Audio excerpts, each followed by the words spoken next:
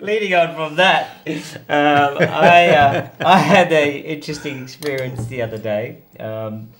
My iPhone died. It didn't pass away. I resurrected it eventually, but it pretty much was the whole day, and it was quite interesting how much of an impact that had on me, because I had appointments that was looking to make and confirm, and luckily my computer was still available, but it made me think. It made me think, how reliant we've all become on technology, and what's out there. Like, I mean, I'm using the iPhone as an example, but it allows you to make and receive phone calls. You can text people. You can use it for a diary. It does everything for you. Email, everything. Except make coffee for you. Of course, yeah. And a few other things. You can. You can call your local coffee shop and get them to deliver coffee. So in essence, make coffee for you. Yeah. Well, no, that's true. But so it made me start to think about what it was like when I didn't have this kind of technology available. Back in the day, yeah. Like I remember when I didn't have a mobile phone, or the only phone that I had was the home phone, and if I wanted to go meet up with a mate of mine, I'd have to pick up the phone and hope that he was at home, make it say, "Hey, are you at home? Can I come over? Actually, can we catch up? Do you want to catch a movie?" Hold on. That was even before the answering machine, so you couldn't even leave a message. Imagine that. Yeah, well, no, the answering machine's been around for a fair while. Yeah, but not many people had answering machines. I don't know. We did, I mean, but not back then. Most people maybe not 30 odd years ago. It was a tape recorder that we had. We were pretty obviously high tech in our. Yeah, in your council flat. So it was obviously off the back of a couple of trucks. I'll tell you, my mother, she wouldn't allow anything dodgy in the house. That she knew of. Yeah, she knew of.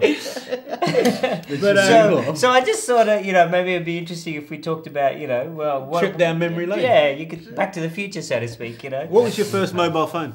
My mobile phone was the Nokia 2010. It was an analog phone. It was it wasn't a brick, but it was kind of a brick. Well, we'll see it up on the screen. We'll show you a picture of it. I have a picture here. Yeah, we have a picture here. No, that's a beast. That is, I'm serious. I used to carry, there's no way you could carry that in your pocket. I used to carry that in my bag, when I went to uni and stuff. Did you guys, maybe not for you, just on the tail end of yourself, but you would remember, do you remember Mercury, the telephone company? I've got a picture here. The Mercury 1-to-1 mobile phone. Motorola? Yeah, it was a Motorola phone. It was a flip. And the flip did nothing. And it was nothing. It was just a cover. The flip was just a cover. It was only later on that they brought in the technology that when you open the flip that it would answer the phone call. Yeah. It was to stop it from making calls. But it was originally, it was because they didn't have the technology to lock the keypad. But the thing about it is, if we look at technology, because you could have a backup. You had the small battery. And then you had the extended battery that was like about 3 times the size. 3 times the size and stuck out the back of the phone. Whenever you bought leather cases, you had to make sure they were big enough to handle the extra battery. Actually, so you remember. But the thing about the phone I had was really big. It was chunky. It was like a brick, and that's the old expression. You had a brick. Yeah. That was it. Yeah. But I remember one guy, and I've mentioned it on one of the shows. There was this local guy in the area who was one of the first before this Mercury 1-to-1 phone. This was like back in the day, and he had the phone, which was a brick. It was a Motorola, and it was a briefcase. And you got to try and find. It's almost like a car phone, and it was like a car phone. Yeah. And it was on. So you'd carry this thing around, and you'd pick it up and phone it, and it had this aerial sticking out the top of it. And we thought he was the coolest guy around. I'm telling you, if you can find a shot of that. But back in the day, the Mercury 1-to-1, you could make free phone calls to anyone else with a Mercury phone from 7 o'clock. 7 o'clock in the morning. Had that plan till 7 o'clock at night. That was smart. No, 7 o'clock at night. Sorry, to 7 o'clock in the morning. So at 7 o'clock, people were just on the phones. People were communicating. You think about it now. Plans are like 90 cents a minute to talk to somebody. Yeah. Well, now, like with Vodafone, they've got their infinite plans. You basically can talk to anybody on any mobile phone or landline for free. You pay for it. But this talk to anyone plan was so cheap. It was such a cheap. Anyway, but.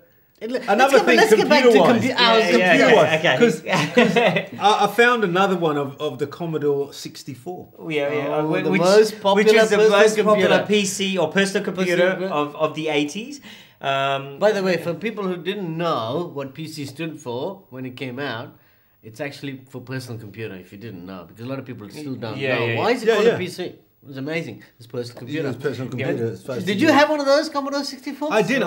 We actually went through a range of different games. We didn't. You didn't? No, we didn't have any games. Yeah. Did you have any computer? Oh, okay. We had a range. None. We started off. Started off with the Atari. The Atari 400 and the then 800. Then we went the 800.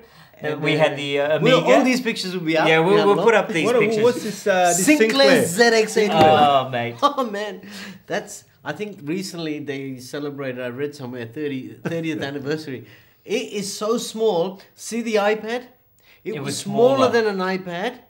Maybe and half of it, if you see on the half of its keys. You really need to.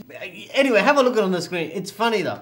But that was Sinclair ZX. He was the first one apparently to bring a mass scale. I'll give you a joke. I'm going to give you a joke because we all have iPhones. Right. Yeah. Actually, all the crew have iPhones. Yeah. We all have iPhones. And we have video. We're not sponsored by Apple. We have video on our iPhone. Yeah. Yeah, so we can just video something. Yeah. I just want to I want you guys to look at this video camera here.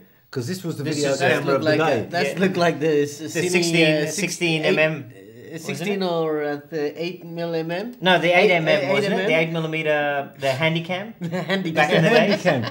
And it's we'll and have a shot of of a reel as well, wasn't it? So I'm pretty sure. sure. No. I think there was a cassette inside of it. Cassette, I think. Okay. Cassette. You remember cassettes? Yes, you had cassette. Well, actually, audio cassette, TDK. Even if TDK, but I mean, we're talking back to Commodore 64. No, you used to load your games using a cassette, an audio cassette, and you had to wait till and you had to every time it failed, you'd have to rewind and start from the beginning. The thing about it is, you'd be waiting for like half an hour just for the game to load up before you could even play it. But did you care? Did you care? No, you didn't care. We had all this technology that enhanced our life. It was this midpoint of when it first came in. Yeah, we've had we didn't have to it was something exciting in our lives. We didn't have to think we rely on it now.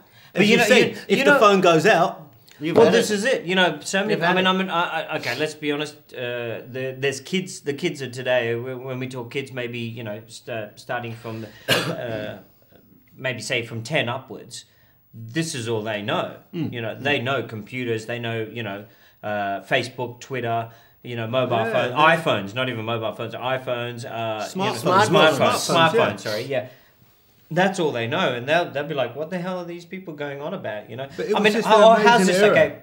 I know we don't like to talk about these kind of topics, but this is pertinent. I think to this is that there was a comment in one of the papers when Osama bin Laden issue occurred earlier on.